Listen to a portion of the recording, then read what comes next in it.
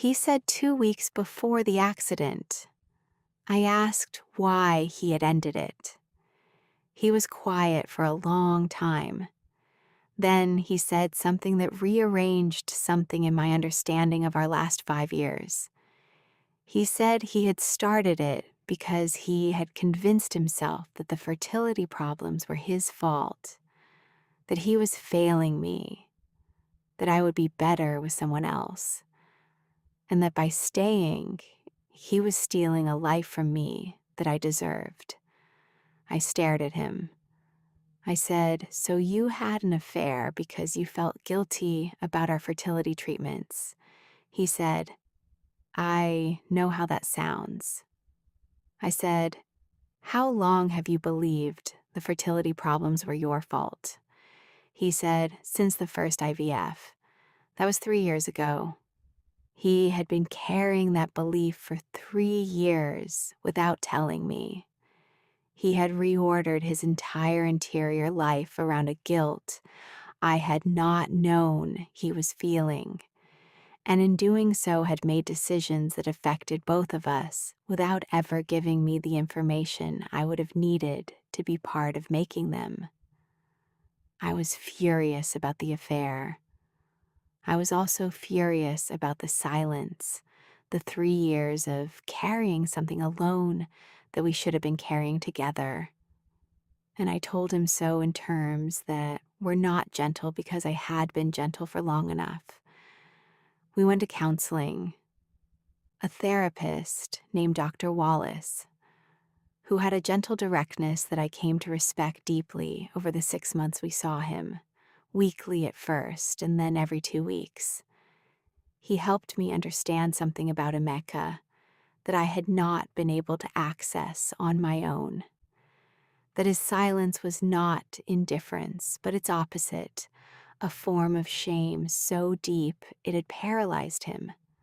The shame of a man who had grown up being told that men did not show weakness, and who had consequently had no tools for expressing the particular weakness of feeling responsible for something he couldn't fix. This did not excuse what he had done. Dr. Wallace was very clear that we were not in that room to excuse anything, but it helped me see the person I was dealing with more completely. And seeing him more completely helped me decide more clearly what I wanted to do about it. What I have not told you yet is the second thing I found out that year, which arrived 4 months after the hospital, and which hit me in a completely different way. I had been doubling down on my work during this period, the way I always respond to personal crisis, by throwing myself into the professional with a focus that is probably not entirely healthy, but that has always been productive. I was leading a research project on healthcare access disparities in immigrant communities in Houston, and in the course of that work, I had been reviewing medical records and outcome data for a particular subset of patients at a clinic in the 3rd Ward. In that data, almost by accident, I found a pattern that had nothing to do with my research question, but that I could not look away from. There was a small medical trial that had run at an affiliated hospital 4 years earlier, testing a new protocol for IVF in patients with a specific hormonal condition. The trial had shown significant improvement in outcomes, nearly double the success rate of the standard protocol. The trial results had been published in a specialist journal 18 months ago. My clinic, where Amika and I had been doing our IVF cycles, had not adopted the new protocol. Our doctor had not mentioned the trial. I did not know whether this was because she was unaware of it or because she had not thought it applied to us, or for some other reason I couldn't determine from the outside. I sat with this information for a week before I did anything with it. I went back to the data 3 times to make sure I was reading it correctly, because I am a researcher and I know the difference between a finding and a hope dressed as a finding, and I needed to be sure. Then I made an appointment with Dr. Osei, and I sat across from her desk and I showed her what I'd found. She read it carefully. She asked me several questions, and then she said something that I had not expected. She said, "Amara, I presented this trial to you and Amika 18 months ago. At your follow-up appointment after the second IVF, you discussed it and decided not to pursue it." I stared at her. I said, "I was at that appointment. I don't remember this conversation." She pulled up the notes from the appointment on her computer. There it was. A note about the trial, a note about the discussion, a note that the patient had said they wanted to take a break from fertility treatment and would follow up. I had no memory of this. None. I drove home, and I sat in my car in the driveway for a long time. And then I went inside and I found Amika, and I asked him to sit down. I told him what Dr. Osei had shown me. I asked him if he remembered that appointment. He was quiet for a long time. Then he said yes. I asked him what had been said. He said he had told Dr. Osei that we needed a break. I asked him if he had told me about the trial. He looked at the table. He said, "I thought you needed a break. I thought I was protecting you." I said, "Emika, did you tell me about the trial?" He said very quietly, "No."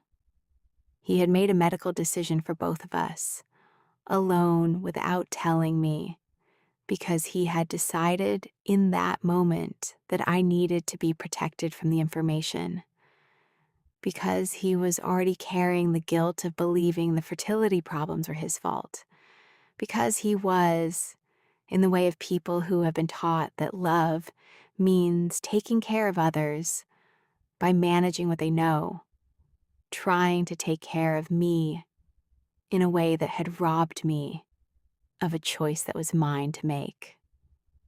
I left the house that evening. Not permanently, I want to be clear about that. I went to Folek's house and I sat in her kitchen and I cried for a very long time, in a way that I had not cried since we lost the second IVF cycle, the kind of crying that has been building pressure for years and has finally found its release point. Foleke made tea and sat across from me and let me cry. And then, when I had stopped, she said, "What do you want to do?" And I told her I didn't know yet, but that I was going to find out. The decision I made in the weeks that followed was not the one I had expected to make when I stood in that hospital corridor looking at Christine's face. I made it slowly and with more uncertainty than I've ever felt about anything, which told me it was a real decision rather than a reactive one. I decided to stay. Not because I had forgiven everything, not because the anger had gone. It had not, and it did not go quickly. But because I had looked at the full picture of our marriage, not just the betrayals, but the years before them, the apartment too hot in summer, the garden with the peppers and the tomatoes, the front row of the economics lecture hall. And I understood that what we had built was real even when the building had been flawed, and that walking away from something real because it was also flawed was a choice I was allowed to make, but was not the only choice. We tried the new IVF protocol. 8 months after the conversation in Dr. Osei's office, I was pregnant. I want to tell you that I felt only joy when I found out, but the truth is more complicated. I felt joy and terror in equal measure because I had been here before and I knew what could happen. And because the last year had taught me that certainty was a luxury I was no longer able to afford, I held the information carefully for the first weeks, not quite trusting it, not quite letting myself believe it. Our daughter was born in August. We named her Chisim, which means God accompanies me in Igbo, because that felt like the truest thing I could say about the year it had taken to get to her. She is 2 years old now, and she has Amika's serious eyes and what my mother assures me is my exact expression when I'm thinking about something, which is apparently a look of profound skepticism that I deploy constantly and am apparently unaware of. Emeko and I are still together. Our marriage is different now than it was. Not worse, I think, but different in the way of something that has been through a fire and come out the other side changed in its composition. We talk more than we used to. We have both learned painfully and at cost that protecting each other from information is not the same as protecting each other, and that the silence we thought was kindness was actually a wall, and that walls between people who love each other do not protect them from pain. They just ensure that when the pain comes, they have to face it alone. My mother came from Lagos to meet Chisholm when she was 3 weeks old. She held her for 2 hours without putting her down, standing at the window with the baby against her chest. And at one point she looked at me across the room and said, in Yoruba, "You are stronger than you know." I said I wasn't sure about that. She said, "I am." And I thought about everything that had happened in the last 3 years. And I thought maybe she was right, maybe I had been stronger than I knew, or maybe I had simply done what needed to be done, the way you do when there is no alternative.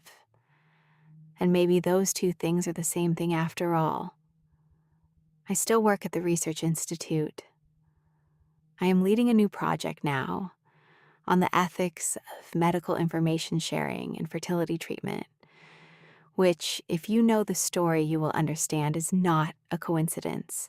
The work feels urgent to me in a way that all the best work feels, like something that needed to exist and found its way to me because I was standing in the right place at the right time with the right reason to care.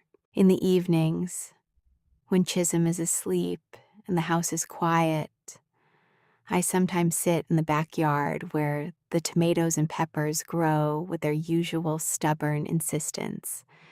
And I think about the girl in Lagos who was raised to believe that education was the only door that opened reliably from the inside. She was right about that. But what she didn't know yet was that she was the one who would have to do the opening, and that the door led somewhere she never could have predicted. Somewhere harder and more real and more fully hers than anything she had imagined from the inside of a life that hadn't happened yet. The tomatoes this year are the best they have ever been.